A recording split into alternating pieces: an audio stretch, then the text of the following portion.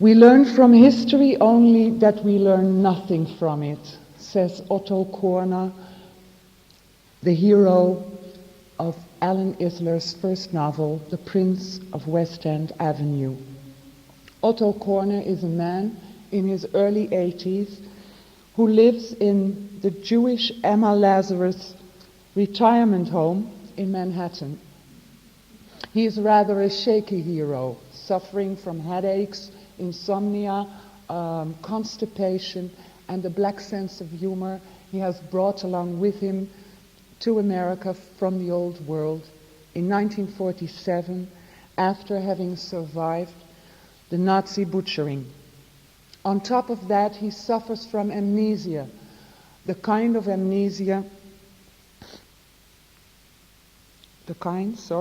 that so many survivors of Hitler's death camps have imposed upon themselves to keep their sanity. Otto Korner, in order to prevent his memories from haunting him, has locked away the first 50 years of his life inside the closet of his mind, as Mr. Isler puts it in his book, on the top shelf, out of his reach. However, as the book proceeds and as Otto Korner starts telling us the story of his life, the closet is opened and its contents tumble out, uncontrolled and uncontrollable. George Orwell has compared the memory to a train that, once it is in motion, cannot be stopped. Alan Isler compares it to a bicycle going downhill. Otto Korner's bicycle is racing downhill at breakneck speed, leaving us, the bystanders, baffled and breathless. One moment we find ourselves in the Emma Lazarus retirement home during the rehearsals of the inmates' production for during rehearsals for the inmates' production of Hamlet, with Otto Korner starring as the deceived prince. The next moment, the back curtain is drawn to reveal yet another stage, the stage of world history.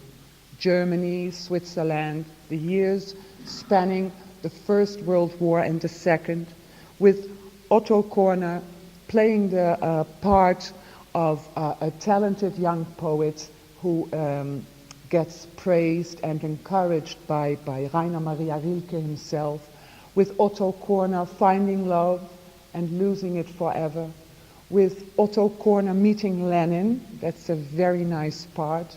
Lenin is not yet known in Russia widely, and he's described as a disappointed little socialist revolutionary with unsightly nicotine stains on his teeth.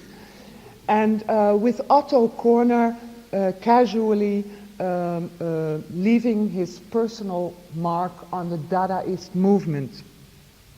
Finally, when the story seems to be coming to its close, and when we think we have taken in all there is to know about Mr. Otto Korner, we lean back. Somewhere along the line, we have stopped to be bystanders and hopped on the back of Mr. Korner's bicycle, going downhill with him, and we feel exhausted. Isler, with perfect timing, has waited for this moment, or even more, has created this moment to hit us with the ultimate truth about his hero. We learn that Otto Korner, after Hitler's rise to power, by means of a series of articles he has written for the Jewish press, has urged his fellow Jews not to leave Germany, but to stand fast. He claimed that the riots and the pogroms were only a temporary thing that would soon blow over. It is cowardly to leave Germany, he wrote. We are bound by history and fate to our beloved fatherland. We see Otto Korner playing the part, the sinister part, of the advocate of the devil. And we see him becoming an accessory in the murder of his wife and his only son, the suicide of his parents, and the death of heaven knows how many thousands of other Jews that have perished during the Hitler tyranny. This last and final confession is more than we can take, and it's more than Otto Korner can take. He gets a dizzy spell and faints and falls off his bicycle, and we fall down with him. The Prince of West End Avenue is written with great erudition and without cheap affects or other compromises to the public. It is more than just another good book. It is a classic which makes Shakespeare's Hamlet look like peanuts. In their eagerness to praise the Prince of West End Avenue, American critics have compared the book with the works of Saul Bellow, Isaac Singer, Bernard Malamud, and Joseph Heller. Why? Because Isler, like Bellow, Singer, and the others, is a Jew, and because he has written about Jews and Jewish issues, we may just as soon compare Mr. Isler's work to that of Sholem Aleichem. Throw him onto the heap with the rest of them. Ladies and gentlemen, aside from the fact that Jews, whenever they are found in heaps, arouse my suspicion, it is obvious to me, as it will be obvious to you, that the Prince of West End Avenue doesn't need Bellow, Singer, or any other big name to lean on. It can manage very well on its own, thank you. Let's cut the name dropping, and let's pay honor to whom honor is due. Alan Isler is with us tonight to read from both his first novel and his second, titled Kraven Images. Let us give him our most cordial welcome, the kind of welcome that befits a prince.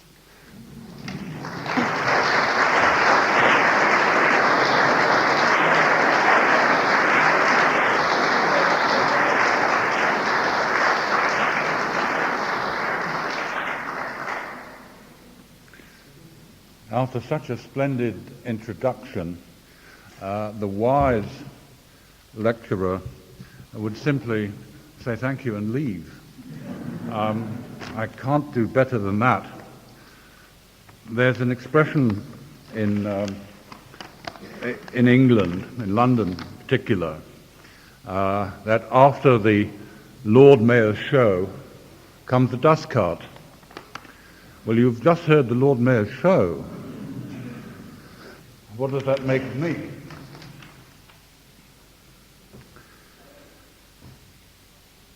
I would like to talk to you tonight about the relationship between autobiography, the writer's life as he experiences and remembers it, and as he has noted it in his diaries and correspondence, and his work of fiction.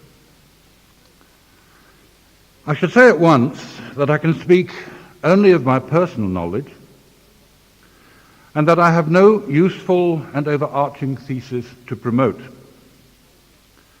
I should also say at once that the genre known as a roman à clé is not my present concern.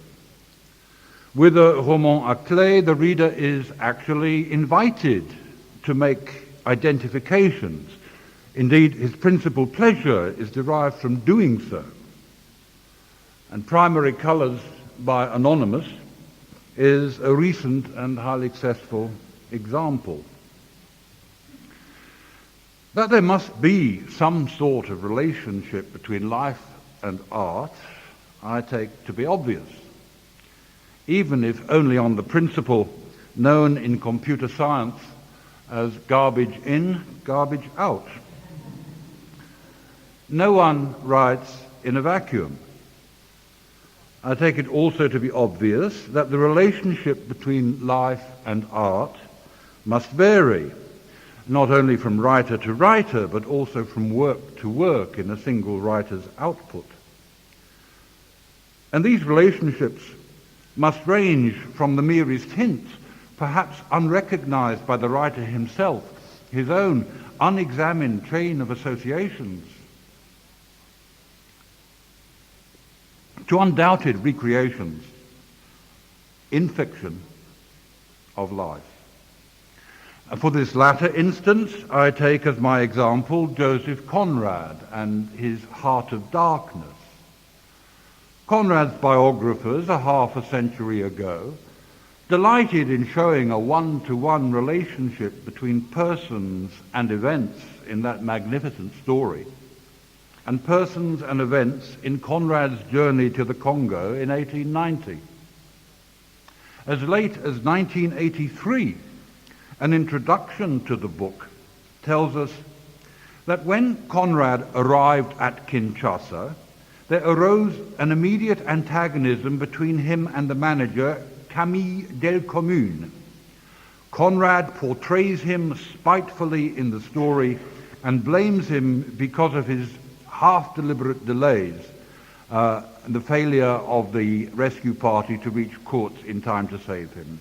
Courts was, in fact, we are told, based on a man called Hodister, a very successful company agent and explorer. Now, most of us, I dare say, know nothing of Camille Delcommune or the man Hodister. For some of us, such information feeds a vulgar desire to be assured that the story is, in a non-metaphorical sense, true, that we have not been wasting our time frivolously on fiction that is wholly imaginative. As information, it does not throw much light on Heart of Darkness, although an academic might argue that what's important here is to note those places where Conrad departed or altered the truth, for the departures and alterations do throw light on the work or on Conrad's purpose. Now, I'm driven to these reflections by a disclaimer that appears on the verso of the title page in the American edition of Kraven Images. It reads as follows: "The characters and events in this book are fictitious. Any similarity to actual persons, living or dead, is coincidental and not intended by the author." The truth is, ladies and gentlemen, that I only recently noticed this disclaimer, and having noticed it, I immediately went to look at the English and the Dutch editions. No disclaimer in either of them. Now, what is to be made of this curious fact? Probably nothing at all. A cavalier attitude on the part of the English and the Dutch, perhaps. A canny cautiousness on the part of American publishers, who, in that wonderfully litigious country, know what it is to be sued. But no, that can't be right. In England, according to a relatively recent edition of the TLS, the Times Literary Supplement, authors suffer restrictions on their freedom of expression not only from cases that are brought against them, but also from actions that are never begun. A case in point is an English eminence, an established critic, who supposed himself mocked as a character in a soon-to-be-published novel. He merely informed the publishers of his displeasure. He never even had a lawyer, we are told. The book was summarily withdrawn, offered a small amount of damages. The eminence suggested it be donated to the Royal Society of Literature. What a splendid sense of irony that eminence had. What may be the case in Holland, I don't pretend to know, but I suspect that here too a cavalier attitude is not in question. Here too there must be laws.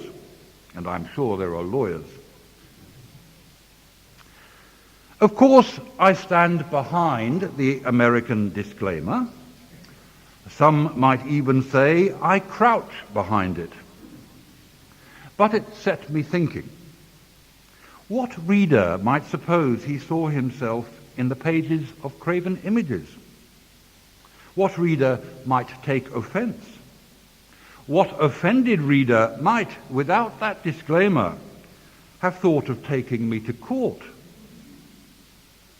And I was reminded that even the most sophisticated readers are capable of confusing a writer's fiction and his life.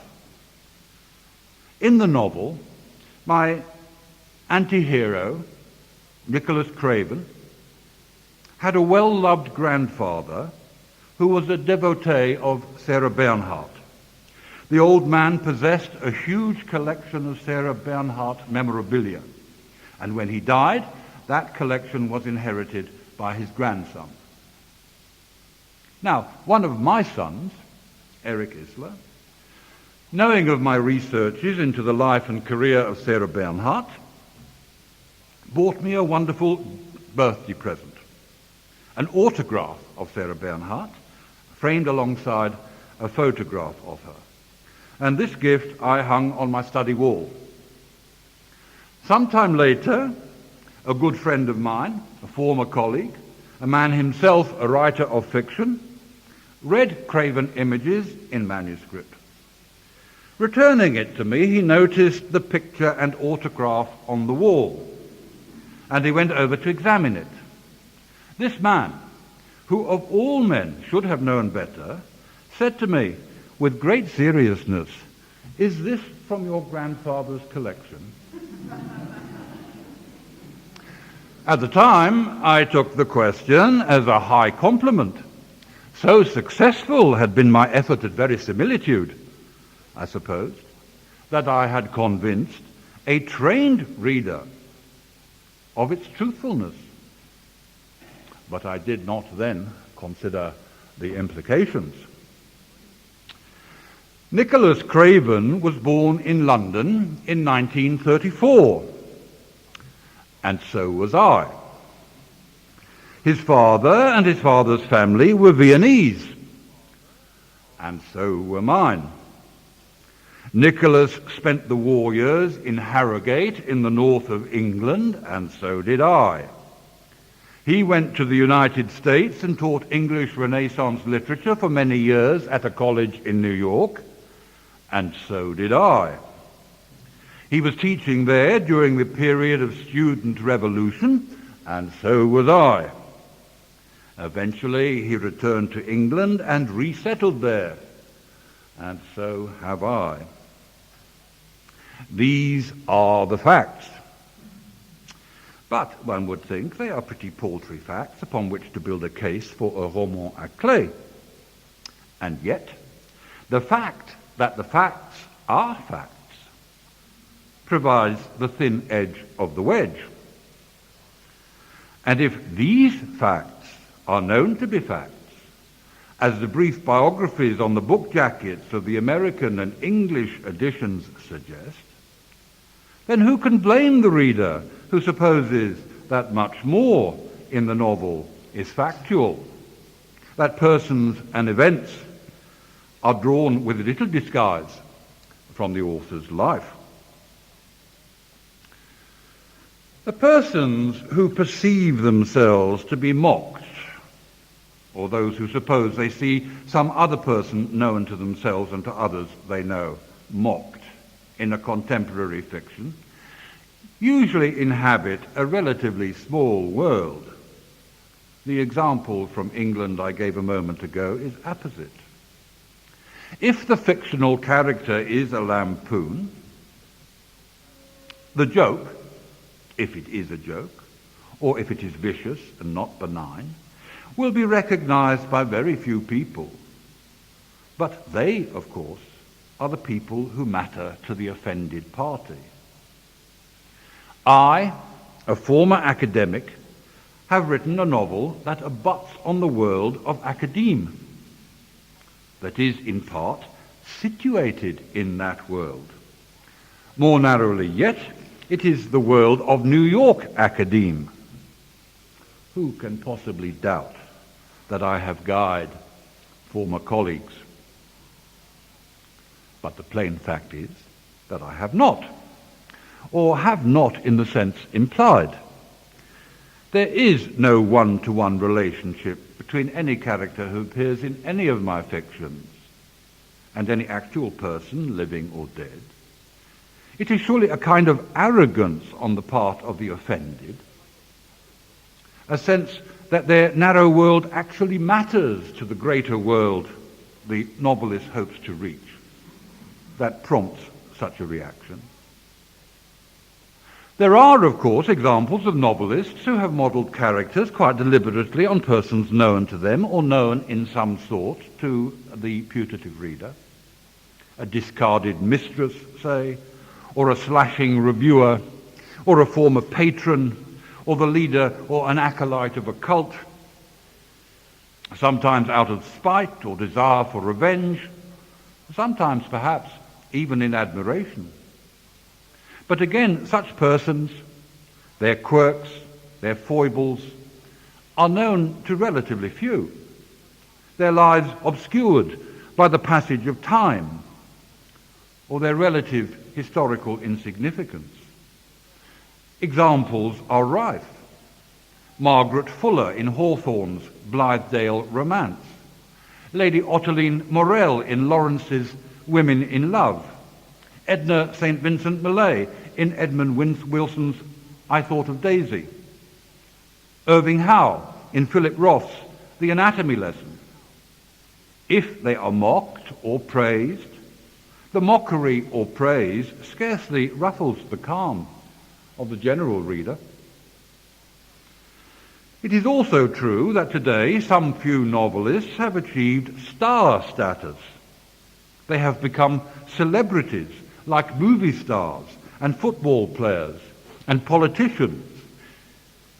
No significance to the order of the persons there. And the most intimate details of their lives are revealed not only in the literary gossip columns, but in the scandal sheets that are for sale, in America at least, at every supermarket checkout counter. The avid reader can point with confidence to a character in a novel and say, that is his last wife, surely. Or, that is his dentist, Dr. Doppelganger. But writers such as these are not my present concern. The lives of most writers are surely quite humdrum, which must be dispiriting for their biographers, and may explain why so many biographies are padded out with précis of their subjects' works. Day after day, the writer gets up early, scribbles at his desk until noon, enjoys a light lunch, has a short nap, and then takes his dog for a walk. In the evening, a glass of whiskey to hand, he goes over the morning's work. On such and such a day, he suffers from lumbago. On another, he goes into town to buy a new umbrella and a packet of tea. The trivia of ordinary life lacks interest, except perhaps to academics. There is a delightful story, probably apocryphal, of an academic researching the life of William Butler Yeats. He was being shown around the poet's last home by the housekeeper, who, in the kitchen, happened to remark that the great man had always had a fondness for parsnips. Parsnips, said the academic eagerly, taking out his notebook. Parsnips, that could be important. I consider myself to be a satirist, among other things. The satirist, whether he follows the path of Juvenal or Horace, offers not persons, but types. The art is close to that of the caricaturist, of, say, a Hogarth, or a Daumier, or a Georges Gros. In drama, the great exemplars include Molière and Ben Jonson, A character who inhabits my fiction, to the extent that I am aware of his origins in the real world, might possess my uncle's walk, my postman's leer, and yes, one of my former colleagues' manner of talking. The result is a composite. He is not my uncle, he is not my postman, he is not my former colleague, but he serves my purpose in the fiction. Once such a character is set in motion, once he is engaged in the mechanics of plot and in interaction with other characters, he no longer is merely the sum of his origins in the real world. If I have been successful, he has become a very similitudinous individual in his own. In Kraven Images, my purpose, like that of any storyteller, is to tell a story that will of itself entertain. But the story provides the opportunity for much more, for what we might call subsidiary or collateral purposes. I am able to consider the seeming accelerating breakdown of civility in our society, the strong challenge to intellectual elitism mounted by the forces of relativism, the role of memory in the creation of identity, the human desire to eradicate the past and fashion a new self, and so on. My purpose is certainly not to badger persons known to me and to a few others. Still, one is tempted to say, if the cap fits, wear it. Who is then to blame if litigation looms? The author, obviously, who should have known better than to have included even one verifiable detail about his life in his fiction. And yet the temptation is great, and not only because one of the first rules given to the would-be writer of fiction is write about what you know. It is no accident that first novels are notoriously autobiographical. But for even the practiced fictioneer, autobiographical facts are useful, if only as a springboard. You start with an event or a situation well known to you, or with a person or persons whose background and motivations you know or think you know. And then the what if factor intrudes. What if such and such occurred? Such and such did not occur. But suppose otherwise. Before you know it, a plot is set in motion, situations and characters emerge, the plot develops and soon assumes its own dynamic, moving with seeming inevitability toward a resolution not even imagined at the outset. There may be writers who begin chapter 1 already knowing what the final chapter will have to say, but I find that difficult to believe. The novelist begins with the idea, the moment of conception, and the embryo grows within him, but is given birth only when he begins to write. Still, this newborn creature has itself to grow, and its parent cannot know all that lies ahead. The parent has a measure of control, but the unexpected always happens, and in any case, a moment is reached when the child throws off the parent's control, or offers only a self-willed measure of submission. Of course, the unfolding of a story is affected in part by its kind. Boy meets girl, boy wins girl, boy loses girl, boy wins girl again. Excuse me. If the story is that of a quest, the novelist necessarily accepts an established structure. The hero willingly or unwillingly undertakes the quest. He journeys toward his goal, no matter the obstacles that are placed in his path. And he either achieves or he fails to achieve the grail. In my first novel, The Prince of West End Avenue, the residents of a Jewish old age home in Manhattan are planning to put on a production of Hamlet. This fact imposes restrictions a priori. There will, of course, be rehearsals. There will be stumbling blocks that threaten the promise of opening night. In the end, the play will open or not. But beyond this crude, necessary development, I knew at the outset almost nothing of my story. I would like to tell you the genesis of a novella of mine that is soon to be published with 3 others in England with the general title Op non sit, and in America, where they're a little uncomfortable with Latin, with the general title The Bacon Fancier. The Bacon Fancier happens also to be the title of the novella in question. Now, I must remind you that I was once a professor of English literature. In that capacity, one of the poems I delighted to teach was Samuel Taylor Coleridge's Kubla Khan. The great romantic poet himself tells us that this poem came to him in a vision or in an opium-induced dream. When he awoke, he strove to write down what he could remember. He calls the poem a fragment because he was interrupted in his transcription by the sudden arrival of a man on business from Porlock, a small town in Somerset. One day, not very long ago, my wife and I were driving in Somerset, sightseeing really, enjoying the extraordinary beauties of that county.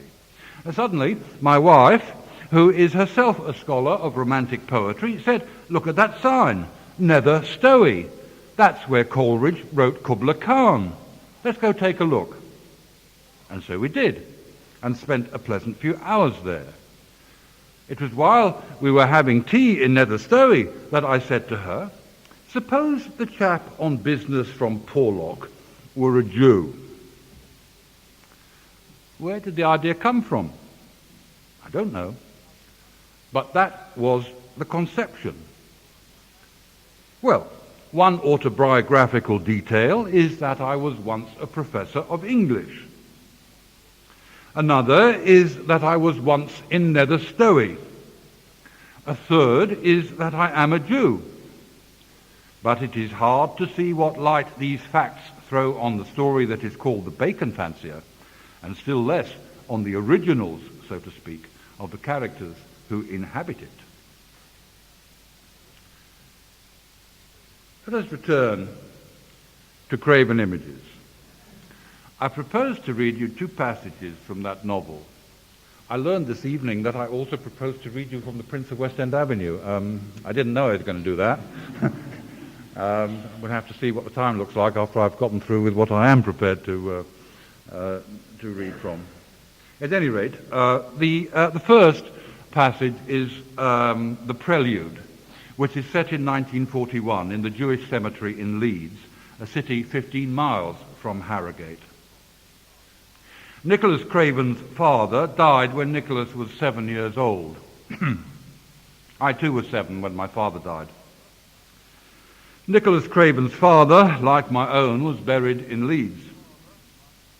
Now, I have vivid memories of that funeral, but I have no way of verifying them. And I have no way of determining how much of what I remember is true, how much has intruded from other funerals I attended as a child, and how much is merely invented, merely set in motion by the fact of the funeral itself. All I know for sure is that the incident of the dogs, about which you will soon hear, is an invention, at least for this particular funeral. But it too is something I perhaps heard about, or perhaps actually saw somewhere in my childhood. I have to remind myself of this fact, even as I tell you about it. For the mind plays strange tricks, and the incident of the dogs pounds at the door of my memory, seeking entrance determined to locate itself at a precise moment in my past. It is important for me to remember that I don't really remember it.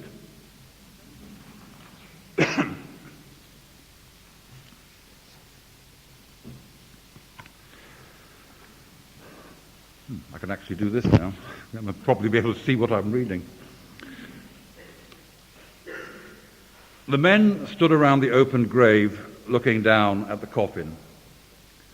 Nico, almost 7, understood that his father, Felix Kraven, lay within.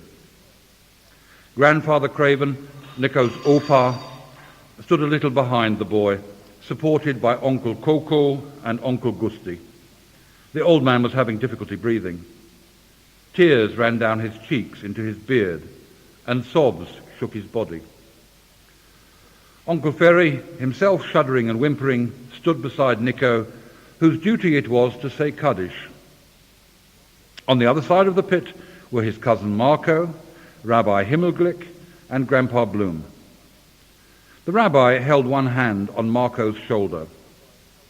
Nico rather resented that, even though he already hated Himmelglick. The rabbi was a thin, humped old man with a soft, fleshy nose, badly peppered with blackheads. When he talked, scum gathered in the corners of his mouth.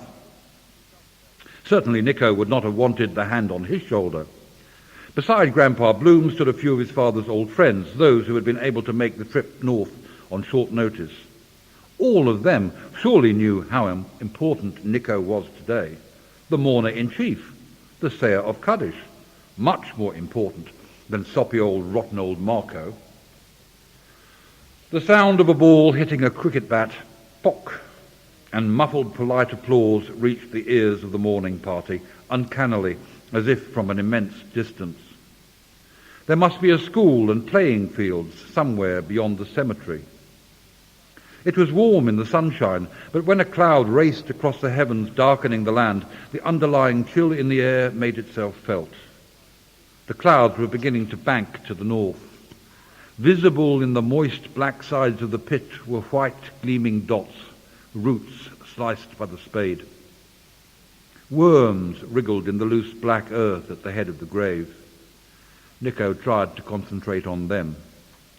Marco had once shown him what happens to a worm when salt is poured on it. Ugh. Willie, the gardener, was to do home guard exercises on the Stray this afternoon. Only last week he had promised to take Nico along to watch. But at this rate they would never be back in time, and besides, probably they wouldn't let him go. Daddy had spoiled all that. According to Marco, Nico would have to sit and shiver for 7 days. Uncle Ferry was already doing it. Perhaps it was time for Nico to start. Nobody knew what Nico had done, except for Mummy, and she'd never tell.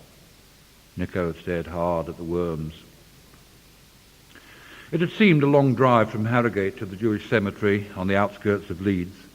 Nico had been assigned the limousine reserved for the ladies, a wretched sissy thing. He and his cousin Tilly were allowed to sit in the fold-out seats at least, and Nico could see where he had been rather than where he was going, an odd sensation in a car. Lucky Aunt Cicely had managed to seat herself next to the driver. The women were all dressed in black, and they had red eyes that wept buckets. Well, Aunt Cicely had stayed pretty calm. She turned back to tick Mummy off from time to time. Hush, hush, Victoria, hysterics won't help. Every now and then she would glance at the driver. It was easy to see she wanted him to know that some Jews could control their emotions just like ordinary people. And Tilly had started off all right too. She had tried to play round and round the garden with Nico just to cheer him up a bit. Nico hadn't minded, even though it was a baby game, and he preferred not to think of the garden. Would Mummy tell? Perhaps the police would make her. Nico glanced through the rear window at the first of the limousines that trailed them. Marco was sitting with the driver. Only if Nico craned round to look at the road before them could he see the hearse. Poor Mummy had no choice. That was part of the trouble. It was right there on the road before her, right there between Aunt Cicely's head and the driver's. The coffin was as visible as it could be. Mummy kept her head down most of the time, though, her eyes closed, steadily sobbing, occasionally howling. She kept her arms crossed and she rocked back and forth. How unhappy she was. In the cemetery's prayer hall, Rabbi Himmelglick greeted the mourners. The prayer hall was a plain red brick building. It might have been a warehouse or a large garage. The air inside was cold and damp. It seemed unaffected by the stove in the far corner, whose lid glowed redly in the gloom. There was a smell of wood rot and wet cement. Some folding chairs had been arranged with a centre aisle as if in preparation for a lecture. The place of the lectern was occupied by the coffin, which rested on its bier. 2 bulbs of low wattage hung naked on long wires from the ceiling. The windows had been painted black as an air raid precaution. "Which one is to say Kaddish?" Himmelglick asked in Yiddish. Uncle Ferry brought Nico forward. The rabbi removed a pair of scissors from a spectacle case, took Nico's black velvet high holy days waistcoat between bloodless thumb and forefinger, and cut a small nick in the V of the garment just above the heart. Nico was shocked. His velvet waistcoat! Himmelglick bared his teeth, not to smile, but to speak, the scum collecting. Well, well, he said impatiently. Tear it, tear it. His teeth were long and yellow, crooked and widely spaced. The stench of their decay was on his breath. Nico looked up unbelievingly at Uncle Ferry, who nodded. The boy turned his back on the hateful Himmelglick and tried to tear his waistcoat, but it would not tear. The rabbi leaned over him, forcing his head back into the dingy beard, inches from the detestable mouth. He grasped the cut edges in his adult fingers and tore. The women screamed as the cloth ripped. The rabbi released Nico, who ran from him, nauseated, terrified, sought out his mother and threw himself into her arms. Himmelglick calmly went about the room, nicking the clothing of the Kraven men. Marco, lucky Marco, merely a nephew, was excused. At the gravesite, from which he had banned the women, Rabbi Himmelglick bared his teeth. "May he come to his resting place in peace," he said in Hebrew.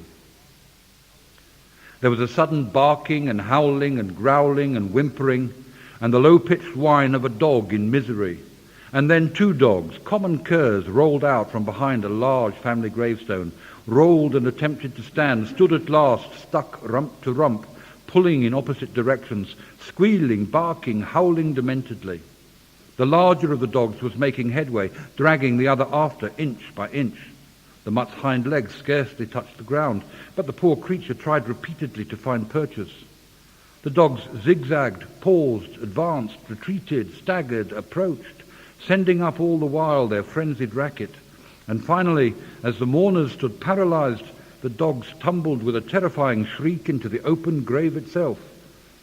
There they scratched around on top of the coffin, whimpering, squealing, trying to leap out in opposite directions into freedom.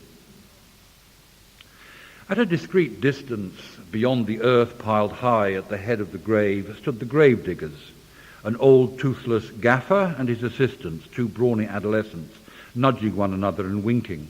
The gaffer cackled openly, lifting his spade to point out the dog's progress. What to do? How to get them out? Driven close to madness, they were not to be approached. Rabbi Himmelglick turned to the old gravedigger. He would be sure to know. Was he not a Gentile? The rabbi pointed to the grave and shrugged meaningfully. Lifting his head, the better to throw his voice across the earth mound, the gravedigger released a short burst of thick Yorkshire dialect in which the only word intelligible as a word, but in any case meaningless to Himmelglick, was watter. He made no attempt to disguise his merriment. Now he pointed with his spade to the grave, from which the pitiful howling and mad growling, the scratching and thumping, was still to be heard. He tried again, this time speaking slowly, but still producing incomprehensible sounds. "Thee maun put water on, they." Himmelglick turned back to the mourners and lifted his hands and shoulders just enough to indicate puzzlement. "What's he saying, the imbecile?" he asked, baring his teeth. "A disgrace," he added. Nico alone of the entire mourning party could claim birth in the land of the gravediggers. He alone might be supposed to understand the old man's words. But of course one could not ask a child, a cadishal. Uncle Ferry, close now to hysteria, began to laugh, but then, shocked by his own laughter, he misswallowed and started to cough and came close to choking. Everyone pretended to notice nothing amiss with him. Opar was saying in a quavering voice, "Enough, enough, I can't any more. Tell me, God, what have I done? I can't any more." He wept without cease. Grandpa Bloom had crossed the Channel well before the turn of the century. Apart from the old gravedigger, he could claim to have lived in England longer than anyone present. His English, as a matter of fact, was almost free of a foreign accent. It was perhaps natural that he should presume to translate the words into Yiddish. "I think he's telling us to pour cold water on them." "So," said Himmelglick, "get water." Uncle Ferry, dangerously close now to convulsions, took this opportunity to withdraw. The dogs had by this time grown quiet, merely whimpering, as if they knew that help was on the way. Uncle Ferry returned after a few minutes with a bucket, its water spilling over to his trousers and shoes. His coughing was mercifully over. He prepared to slosh the water into the grave. Everyone stirred and craned forward with interest. "Stop!" shrieked Himmelglick. He had roused himself at the last moment. "Wait!" He held aloft his prayer book as if offering it for witness. "Earth! The coffin must first be covered with earth." His teeth remained bared, an indication of his alarm. "We'll pretend, Rabbi," said Grandpa Bloom grimly, "that it has been raining all this time. The coffin simply got wet. Poor Ferdinand." Himmelglick bowed his head. Uncle Ferry dumped the water on the dogs, who let out a scream in unison, parted as if by magic, shot out of the pit and took off at top speed for opposite sides of the cemetery, barking joyfully, leaping over graves, and finally disappearing. Himmelglick bared his teeth and picked up where he had left off. May he come to his place in peace. Everyone in turn quickly shoveled a little earth into the grave. It sounded horrible when it hit the coffin, a sequence of hollow crumps. Then Nico said the mourner's Kaddish, repeating the words after Opar, whose voice trembled as he prompted. Then it was over. Uncle Coco and Uncle Gusti, pale and dazed, supported Opar, one on either side of him, as the old man tottered from the graveside. Uncle Ferry held Nico's hands and led him after. Poor Uncle Ferry's feet squished, and there was a thickening cake of mud around his shoes. Nico glanced back at the grave. The gravediggers were already filling in from the earth mound. "It's a hard thing," Opar was saying. "No, it's not an easy thing for a son to bury a father.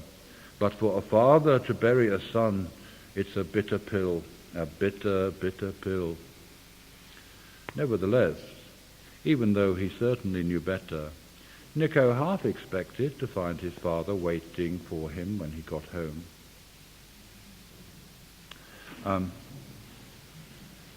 There's more where this came from.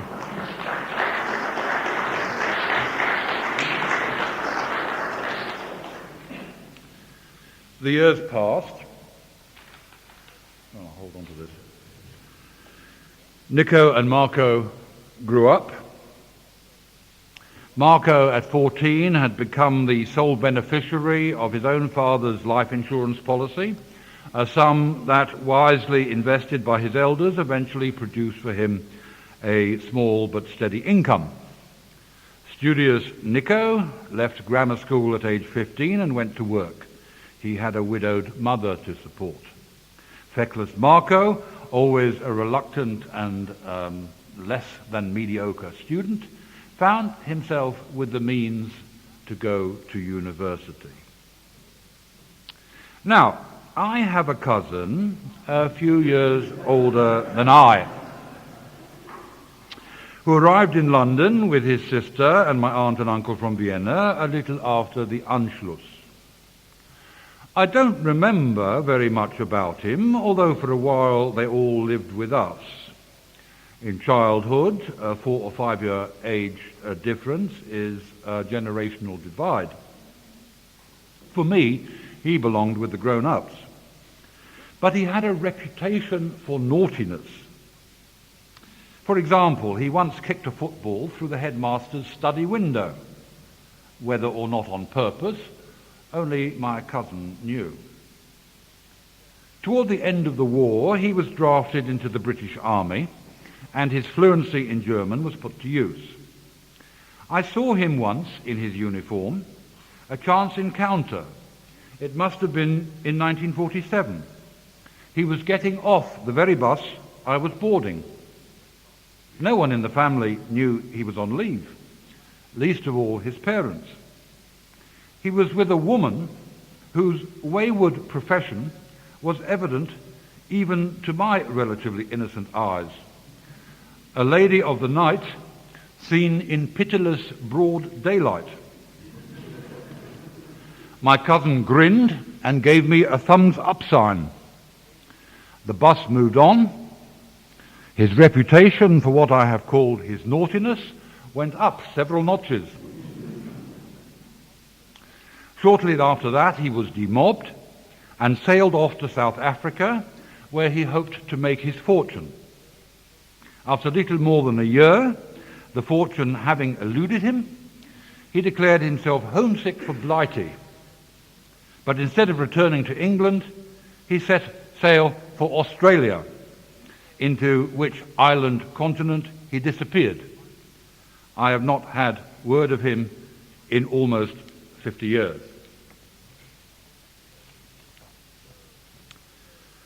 And so Marco had gone to London University, specifically to Cleryhue College, just off St. Giles's Circus. From the day of his admission until the day of his doctorate, almost 14 years would elapse. But then Marco was in no hurry. To his surprise, he discovered that university life agreed with him. He rather liked it. Not the academic side, of course, but most assuredly the social. The university provided him with a seemingly endless stream of girls, all submitting sooner or later, usually sooner, to his blandishments. Although lacking his late father's good looks and elegance, he had managed somehow to master the paternal technique. From time to time, a girl would persuade him to move into digs with her, but Marco usually tried to avoid even limited cohabitation. He found it poisonous to an affair. It was a nuisance to be asked about his comings and goings. It was disgusting to find evidence of female necessities and feminine weaknesses all over the place. Bickering led to full-scale arguments, arguments to tears, and tears to Marco's departure. He would drift back to the house in Hampstead and reoccupy his old room. Another girl he knew was waiting in the wings, eager for him to beckon her onto centre stage. But Marco also enjoyed, after his fashion, the intellectual ambience of the university, the knowing talk of politics and the arts, the all-night drinking sessions with his fellows. Over the years, he picked up a smattering of quotations, of quips, of positions and issues, of ideational attitudes, all that his father Coco had mocked as bunk. Kultur came to him as a scattering of petals on a vast expanse of rough gravel. Sometimes, alas, a petal would blow away before he had noted its beauty. Here a petal might be ground underfoot. There another might wither and die. But by and large he was able to maintain among the roaring boys the reputation of a wit. He knew better than to allow himself to be drawn into a sustained debate. Then, too, the university gave him leisure. There was seldom any need actually to do anything. He was attending university, and that, in his and the world's view, was doing quite enough. The very fact of his attendance was in itself elevating, or at any rate distinguishing, tending to dissolve the rigid class and ethnic barriers that in those years would otherwise have limited his social mobility. He moved with ease among all manner of men and women. He developed an indefinable ton. He belonged. Nico, meanwhile, had left school at the end of his fifth form year. He began work as a stock boy in Dindon Frères, a French firm of cloth wholesalers, with offices just off Regent Street. When his employers discovered that he possessed an excellent command of German and an adequate ability in French, he was promoted to a very junior clerkship in what the firm called its Foreign Office. Victoria had been proud of his rapid preferment.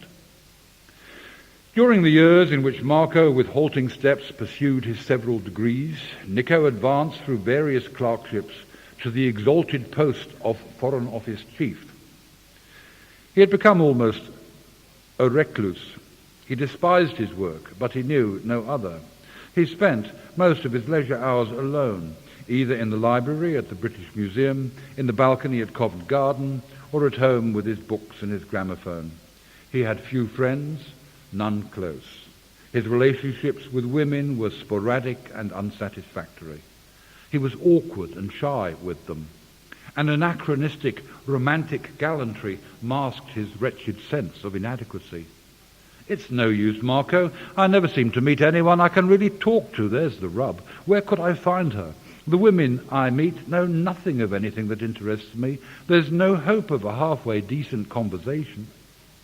Decent conversation, you silly sod? Good Lord, what's that got to do with fucking? But Nico derived some pleasure from Marco's years at the university. From first to last, Nico did all Marco's written work for him.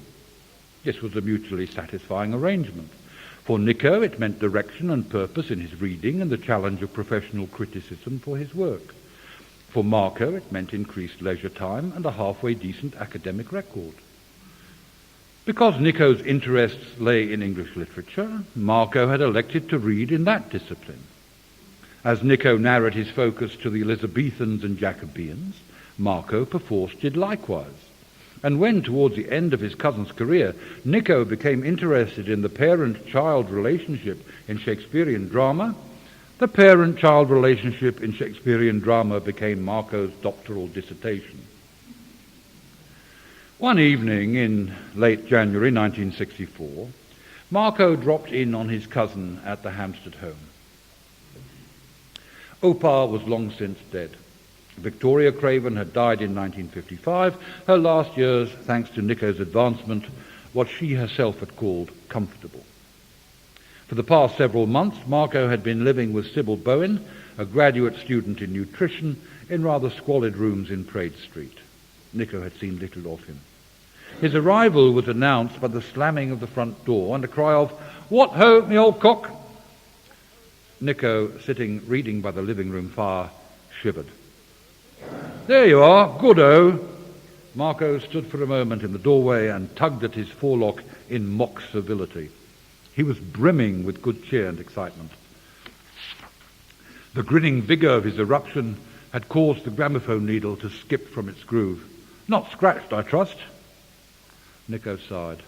"Shut the door, can't you? There's a hell of a bloody draught." Marco made straight for the cabinet and poured a large whisky for himself. "Arse is up." "Ah, yes, that's better." Nico got up and closed the door. He turned off the gramophone. So much for the Porgy Amor. "Thank God that screeching's off." Marco went over to the fire and stood with his back to it, screening Nico from its warmth. "Take off your coat if you're staying." "In a minute, I'm bloody frozen." Marco spread his coat tails around his buttocks. "That's the ticket." He raised and lowered himself on his toes for a moment. "Notice anything about my face?" "You're a bit yellowish." "No, you twit. It's the acne. It's clearing up." Ah. This was an old story. And Nico knew better than to protest. In fact, but for the occasional eruption of a tiny pustule or two, Marco's acne had long since cleared up, leaving his face unscarred. But he was obsessed with what he regarded as his disfigurement, and in the mirror hall In the mirror he still saw the pitted and pimpled face of his adolescent self and tried whatever remedies came his way, from vinegar baths and anchovy paste to hypnosis and faith healing. It's all thanks to Sybil. Took one look and told me my trouble was lack of vitamin A. The old body's starving for it, simple as that. I've been pumping the stuff into the system ever since. Carrots, pills, the lot. Rather like it, matter of fact. Made an enormous difference, as you can see. Good for Sybil. Mock on, old chap, but she's the first one to be of any earthly use apart from fucking in all these years. Not that I've anything to complain of there. And so you dashed over here to tell me all about it? No, not exactly. Marco looked momentarily crestfallen, but he swallowed a mouthful of whiskey and rallied. How's our dissertation coming along, old man? Our dissertation is virtually complete. No need to twist the knife. I'm polishing up the last of the footnotes. Bang on. Marco was clearly on the verge of some great announcement. He took a steadying swallow of whiskey, his yellow eyeballs gleaming, the hand around the tumbler trembling in his excitement. He contrived a casual tone. You remember, of course, I applied last November for a lectureship in America. I told you about that, didn't I? No? Yes, there was an advert in the TLS. You never know, I thought. Nothing venture, nothing gain, that sort of rot. Posted off my credentials, had the Quim put in a good word for me. The thing is, old boy, I've got the job. Marco no longer strove to mark his elation. He pulled from his overcoat a thin envelope edged in red, white and blue and waved it triumphantly aloft. It arrived this morning. Trouble is, the appointment's contingent upon the completion of the degree. I have to arrive degree in hand. You'd think it was a bloody wanking contest. Anyway, it's a relief to hear the dissertation's done. No need to say how grateful I am, I suppose. Congratulations. Nico, smiling, tried hard to swallow his envy. What college? Moshalou. Odd name, what? Has a sort of Jewish flavour to it. Pious offspring founding a college, that sort of thing, in memory of our beloved parents, Moshe and Lou Katz. Marco rubbed his hands together in glee. It's in the Bronx, wherever that is. Somewhere near New York, I'm told. Marco, have you pictured yourself behind the lectern? Do you honestly think you're capable of teaching college students? They're bloody Americans, you bloody sap. It'll be bloody money for bloody jam. What the bloody hell do they know?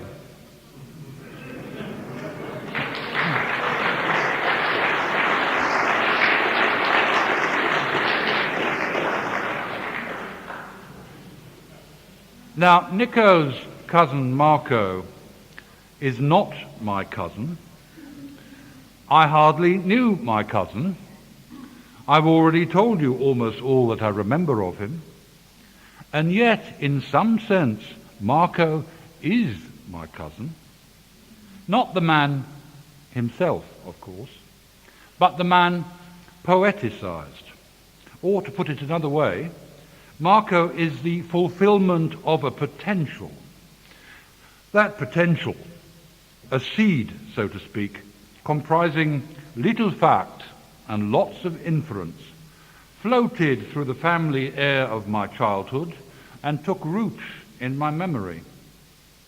My actual cousin, for all I know, has become an Australian saint.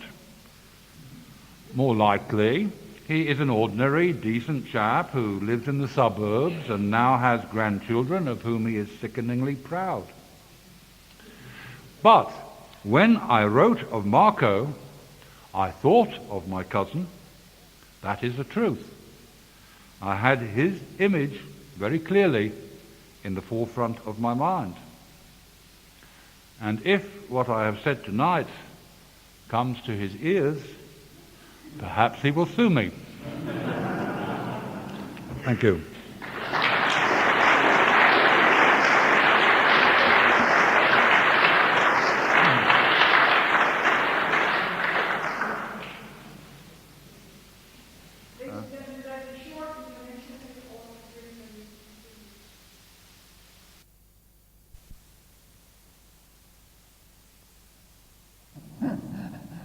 Yes, I'm told that all the time.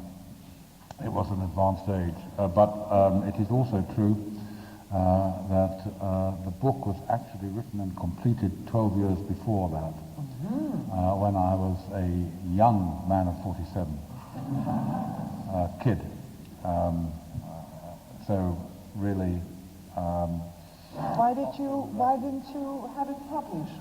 Well, I would have been happy to have it published. The publishers themselves were reluctant. They sent me the manuscript, or they sent the agent I had, they sent the manuscript back, full of high praise, but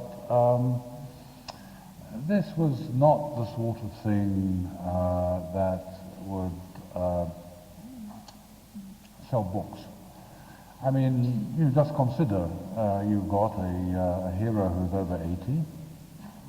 The scene is an old age home. The residents are putting on a classical play. I mean, how is that going to go over in Peoria? Hardly at all. So, along with the praise was the rejection. And so it sat in a drawer for 10 years or more. It sat in a drawer, or did you keep sending it away? No, I didn't for long. Well, look, it enjoyed a kind of samizdat existence. It went to friends and to friends and friends, and I sometimes thought that it had reached more people that way than it ever, if it had been published. But anyway, basically, though, it did not go around to be sold. Eventually it came into the hands of a friend of a friend of a friend who knew someone who was reading for a brand new small publishing house, a new press on the eastern end of Long Island. Would I mind if that reader read the book? Oh, no, I didn't mind. One more reader. So that reader liked it and recommended it to the publishing house, and they published it, and so the rest is history, as they say. I thought maybe you were biding your time, or, just holding yourself back. Hardly. Not to, No, not at all. not to give the world your masterpiece too soon. I really thought so. Or maybe I also considered it was possible that you waited until you retired, No, as a professor. I was able to retire because of the book. That's a possibility I consider too. So that's the case. Well, how do you feel now that you've become so important and famous overnight? The way you phrase that question makes it very difficult to answer. Churchill once said of Clement Attlee that Attlee was a modest man with much to be modest about. I am a modest man with much. It's very hard for me to say how it feels to be so important. Well, you can't deny that you've become famous. Your book has been translated into many languages. Yes, I can't deny it.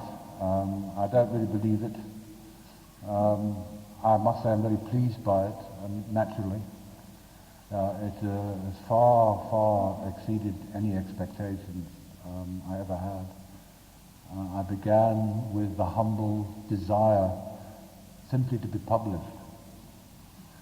I mean, not at my own expense. Simply to be published, that would be enough. And so that everything really that has come beyond that has been, as I said to someone else a little earlier this evening, it's become graven. It's an icing on the cake. But isn't it hard, and doesn't it have hasn't it got certain disadvantages too, like, journalists? Aren't you beginning to get tired of journalists already? No, I love them. Really? Is that so?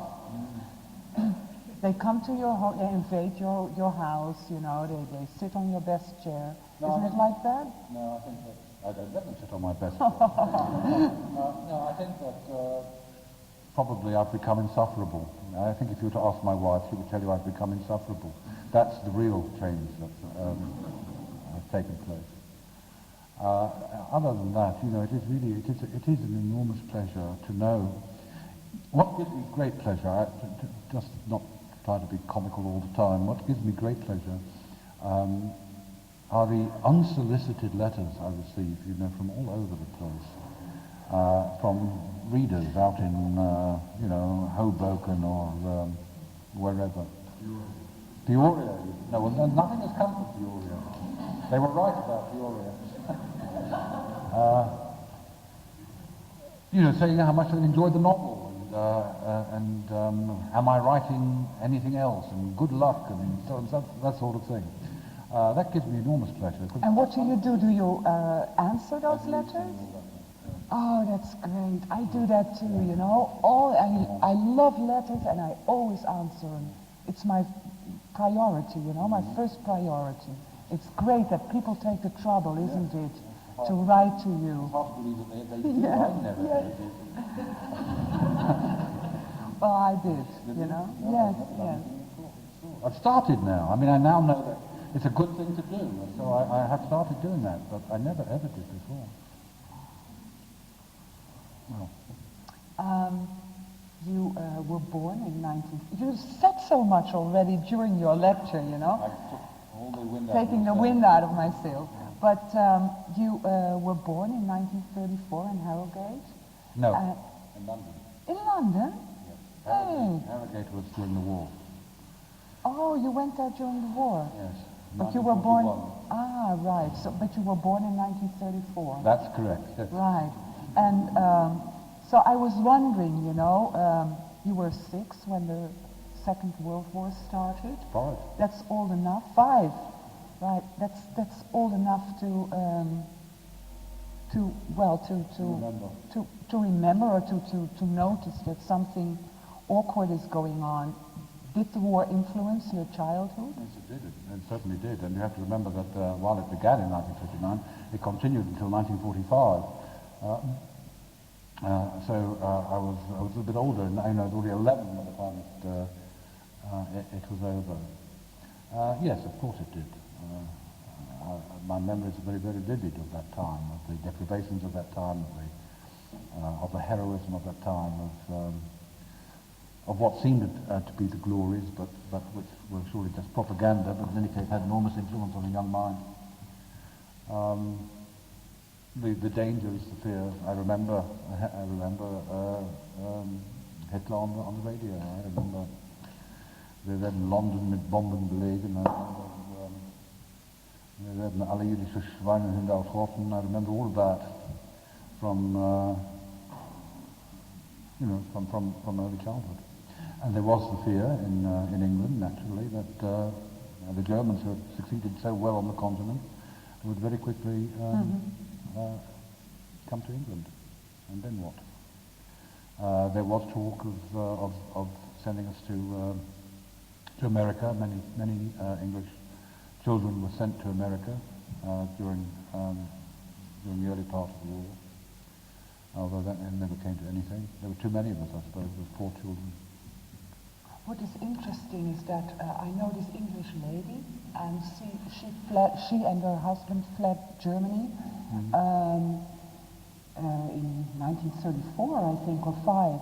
And when they came to England, they were prisoners on the Isle of Man. Do you know anything about that? Yes, they were interned. No doubt. Yes. Many were interned. They were German citizens. I mean, they were enemies. It took a while. For that sort of thing to be sorted out. There were many early injustices of that kind. Were you and your family, or you were? No, my father, in fact, had arrived in England in the 1920s, and his going to England had nothing whatsoever to do with Nazism. But he succeeded in getting the rest of the family out of Vienna in 1938. But I suppose, although I don't know this, I suppose that part of the arranging for their removal from Vienna to England must have excluded them from the possibility of these internment camps. but that's, yes, lots and lots went to internment camps. The husband of this woman only came out because he joined the RAF Yes. in 40, you know? Yes, there were a number of special battalions that were created specifically made up, and for the most part they were sent to the Far East to fight. You know, where they could do little damage if they were really spies, that kind of thing. Yes.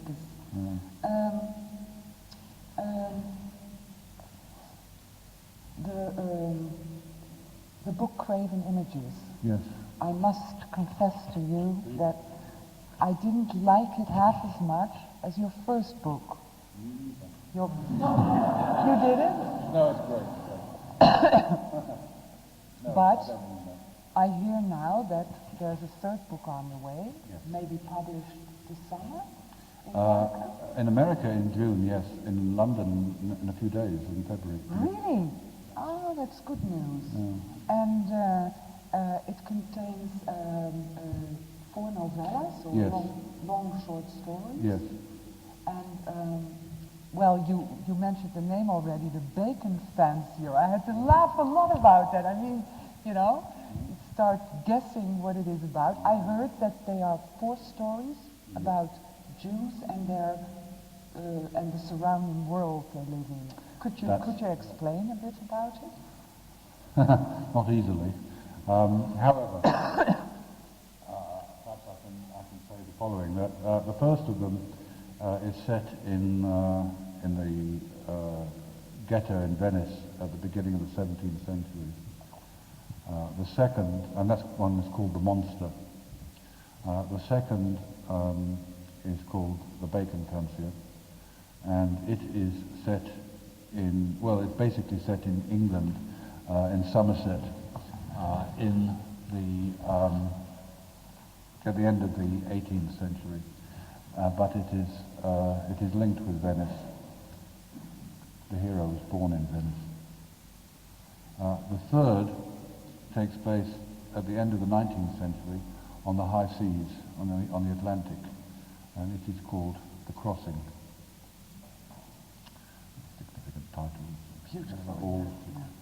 And then the fourth is set yesterday in New York, and it is called, what is it called?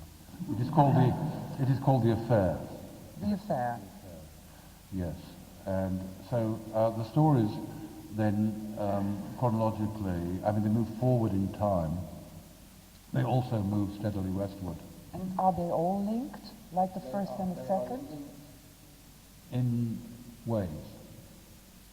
But Exciting, yeah. I have called it off on sit. And so if I were suddenly to sit the op, then I would give a game away. So. But this Bacon Fancier, can you tell us a little bit about the Yes. Bacon Fancier? Yes, naturally. Well, if I tell you, it's going to disappoint you, so maybe I shouldn't. Well, look, it is a pun. All the titles, as a matter of fact, have significances beyond a simple statement. But while the word bacon, as you first understand it, is correct, it means more particularly someone who is an enthusiast for the works of Sir Francis Bacon. Oh, that's great. Bacon Fancier.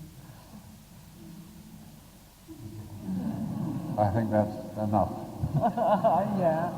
Well, if it will appear in within a week, I'll read it soon. Yeah, thank you. You, when your first book had appeared, you moved back to England. Pretty soon after that, yeah. Yes. Did you suffer from culture shock after having been, after having lived in New York for such a long time? Well, while I did live in New York all those years, I did come back to England with frequency. I mean, I was back at least every year. So I was not entirely detached from the changes that had occurred in England in the 40 years that I was gone. I was prepared for some of the changes. And I knew what I was coming to. And it was what I wanted very much to come to. Why? I mean...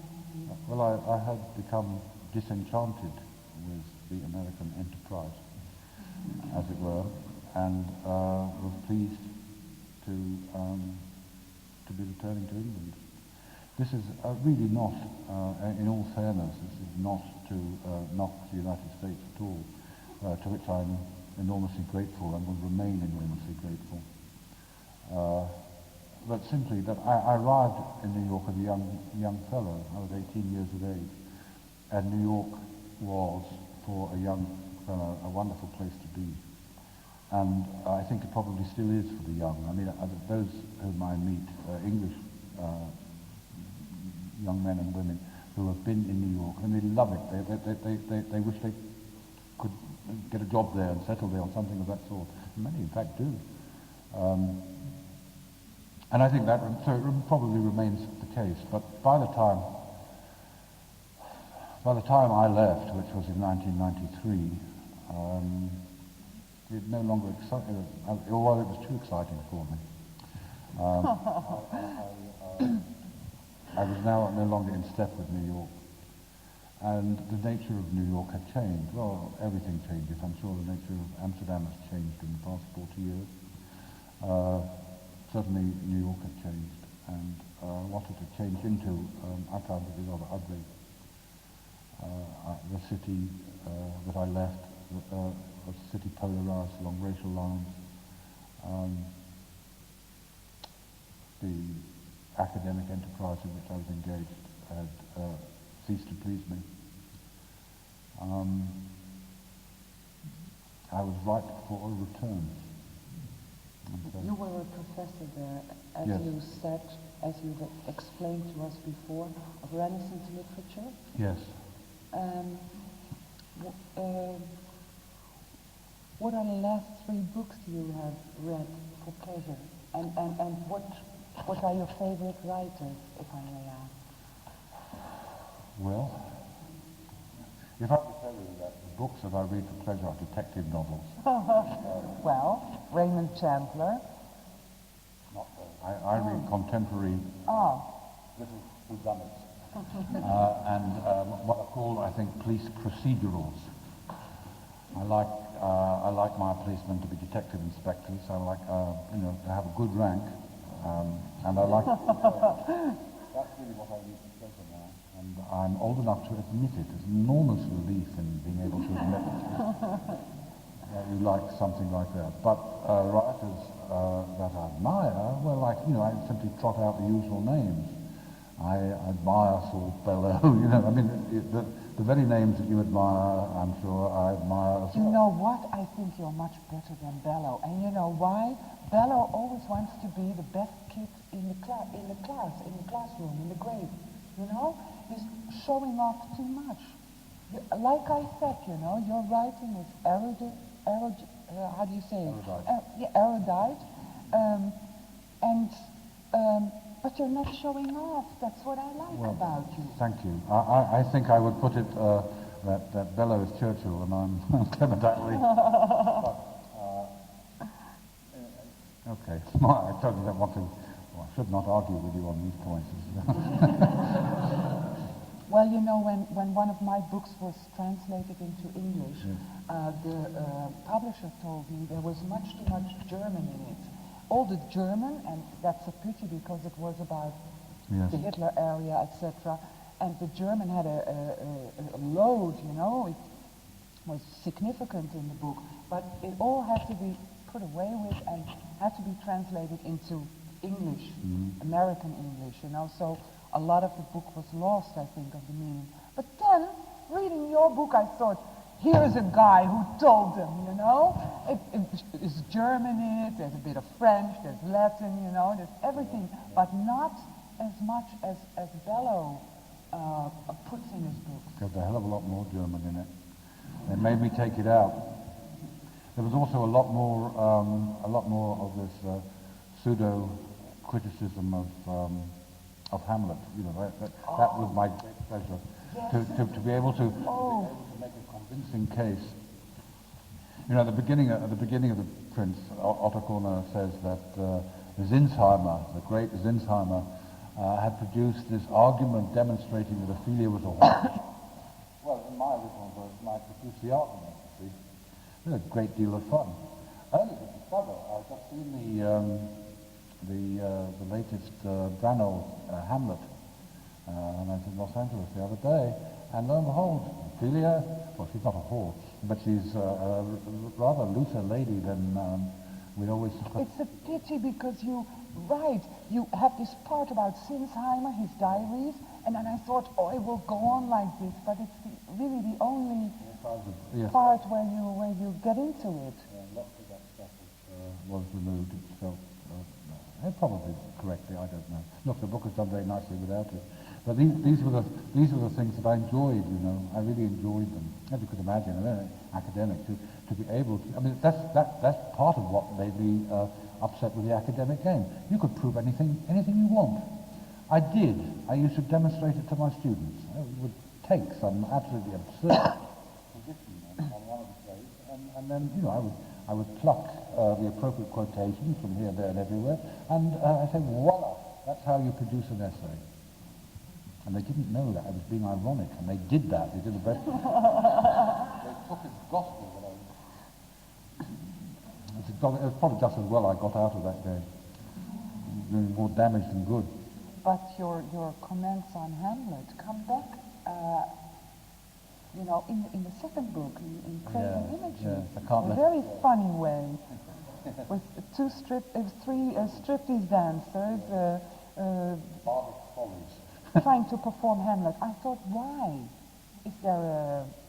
Is it a private joke, or that it comes back? I mean, I thought maybe it will become a leitmotif, of your books, Hamlet. No, it just seemed to offer. I mean, there were scenes in Hamlet that seemed to offer themselves enormously well to the stripper's art and burlesque treatment. I mean, I allude and removed similar possibilities with the play Antony and Cleopatra. You can, if you want to take a scene from Hamlet, you can take Richard Lear, anything, yes.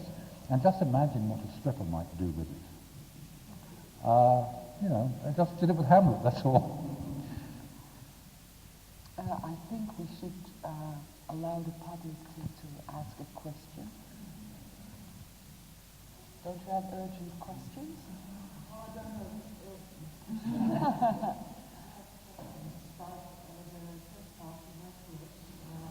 The scene with the dogs. Yes. I didn't read the book, so I just heard fragments in the reference. I was wondering, you explained to us how that image presented itself to you. And I wondered, has it a specific function in the book? Do you understand the question? I understand the question, and the answer is yes. The image presented itself, but I was wondering afterwards, could you see that scene had a very specific function in the book? Yes, the dogs return, you see, in a different guise. But they're the dogs, all right.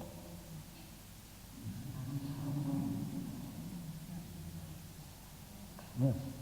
I was curious about how you came upon the origin of, let's say, the etymology of Dada. Well, it was a secret I felt it was time to divulge to the world.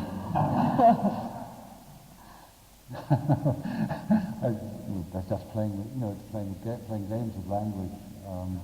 That's all. I used to be an art student, and it's one of my past lives, and I was always fascinated by Dada, and I had read quite a bit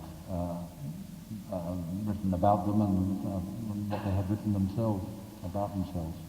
And there was this great mystery about the origin of the word Dada. There were, and I'm sure there must be a dozen different explanations of what the origin of the word was. So, I mean, just a bit of deviltry on my part. I thought, I'm going to tell the world how it really came about, and so I created it. But what it is like, what in English is called a shaggy dog story. It goes on and on and on and on and on through the novel, and then finally you get the answer, which is usually a bit of a disappointment. I actually found it one of the most plausible explanations. Yes. To be honest, I think it's as good as any other. I'm afraid we've answered all questions. now we must end the evening. Yeah? Well, I was surprised that you told us that the Prince of Second Heaven came to first with a set of characters which we no idea of where it would go. How in the end, say a lesser writer, this will look like a novel that has a clear ending, clear surprise, a shock for the reader, waiting for him. How did this come about? I was surprised that this story was not, let's say, created with that there's something to happen at the end of the novel. The answer to that is almost impossible for me to give. I have said before in interviews something which is close to the truth, but obviously not precisely so, sort of metaphorical truth. I mean, the ancients used to speak of the muse that whispered in the poet's ear at night. And I have to say that Otto Korner was almost a muse for me. I completed a day's work, not knowing what happened, what came next, but satisfied with what I had done, and I went to bed to sleep, and the next day I knew what I was going to do. And where it came from, I don't know, probably going on in my head while I was asleep. Chemistry. Yeah, something of that sort. But, look, I'll tell you what the actual origin of the Prince of West End Avenue was. The actual origin of the Prince of West End Avenue was an article that appeared in the New York Times in 1963 or 1964. And it was an article that told of a Jewish old age home in Brooklyn where the residents were putting on a play. And they were putting on the play for therapy. You know, the old people were told, learn to walk and you'll be in the play. And you know... and the play that they were putting on, I mean, it's almost incredible. The play they were putting on was Macbeth. Now, of course, at the end of Lazarus, when they put on a play, they put on the play. With a few Zinsheimer cuts and so on for weak bladders and the rest, but basically it's the play.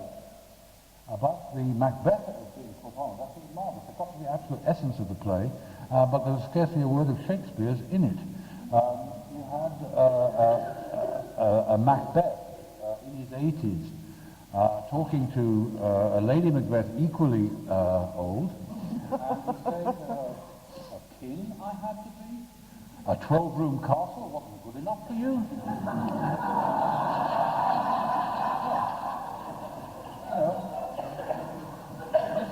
This is fabulous stuff, and this is real.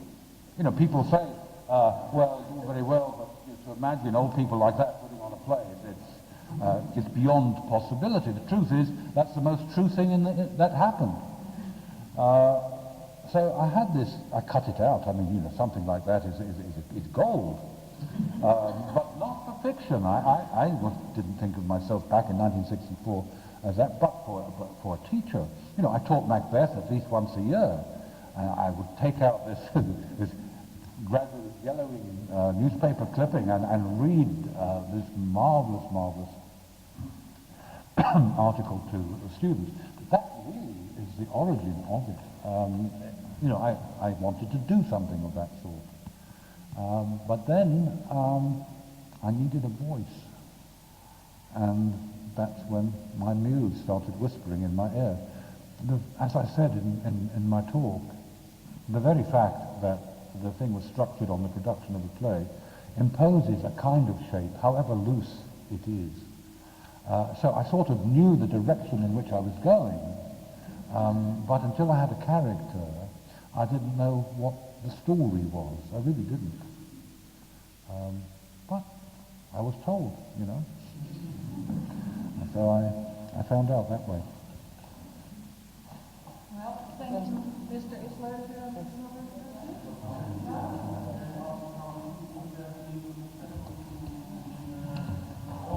I'm sorry, I can't hear you. Being an author is much, much nicer.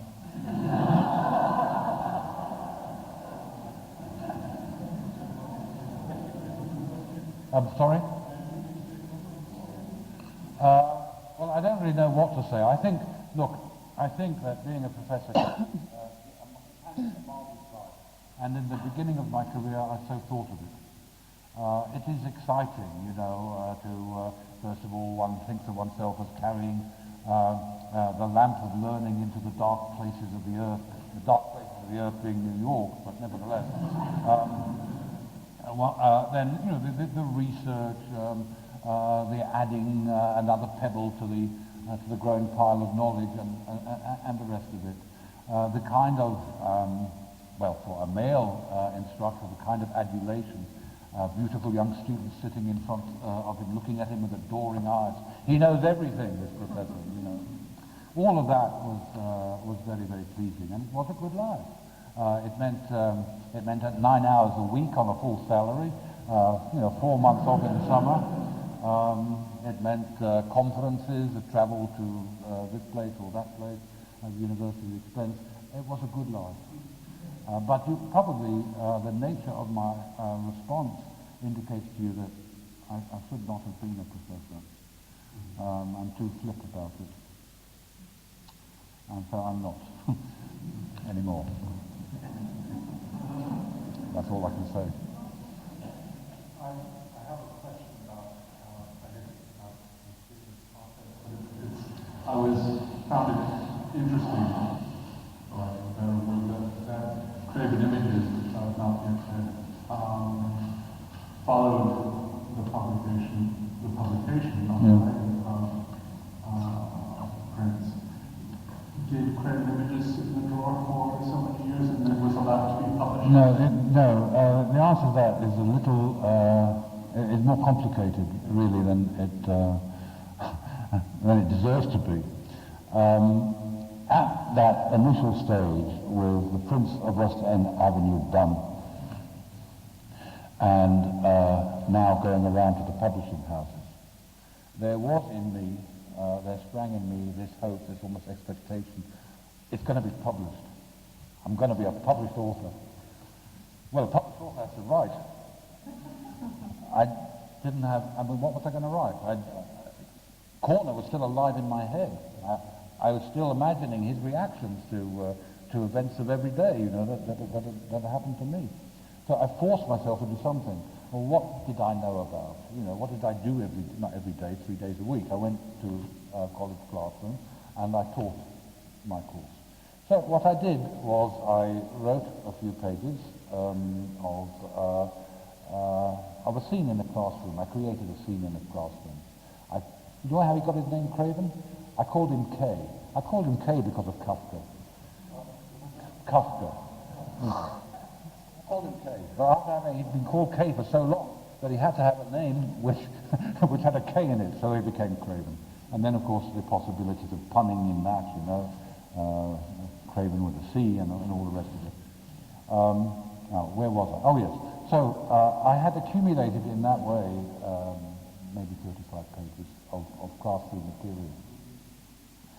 But then the responses from the publishers were coming in. It was perfectly plain that whatever I was not a writer. And so it went in the drawer. Then when I became a writer, a dozen years later, 10 or 11 years, I took it out. Because now I really needed to do something. And tried to see whether I could, whether it could serve as if not the heart of, a significant part of a new venture. And the result was Kraven Images. So, see, the answer is, it was, in a sense, in its first form, embryonic form, it was, it goes back a long way. But even then, it was after the Prince. After the Prince. Well, this is after the evening. Yes. Thank you